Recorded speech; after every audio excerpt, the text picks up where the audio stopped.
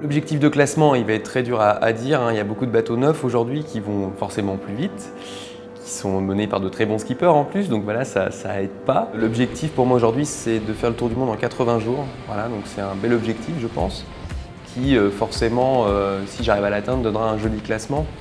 Voilà, j'aimerais beaucoup être dans le top 10 sur ce Vendée Globe. Maintenant, c'est une course qui est longue, il peut y avoir beaucoup de casse, autant pour les autres que pour moi. Donc voilà, c'est une gestion globale qui va permettre de faire un joli Vendée Globe.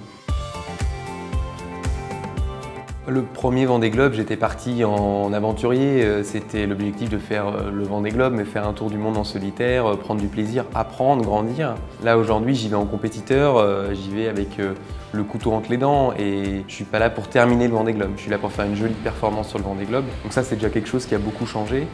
J'ai plus le même bateau, donc plus les mêmes ambitions et ouais, il y a moyen de faire un joli truc, je pense.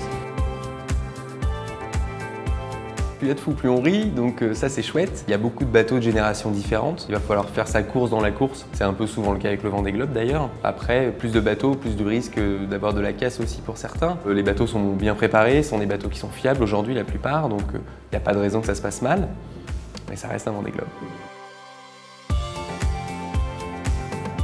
C'est un choix premièrement financier. Quand on regardait les bateaux à l'époque, racheter les bateaux de génération 2015, du coup les bateaux qui ont gagné du coup le dernier Vendée Globe, c'était des bateaux qui sortaient à 3,2 millions, 3,7 millions, donc c'est des bateaux relativement chers. Là aujourd'hui notre bateau il vaut fini 1 million. Notre objectif c'était de se battre contre les bateaux de cette génération-là. Quel cas aujourd'hui on arrive à se battre contre eux, donc ça c'est très positif. Si on veut gagner aujourd'hui un bateau neuf, il faut compter à peu près 6 millions d'euros. On ne joue pas dans la même cour.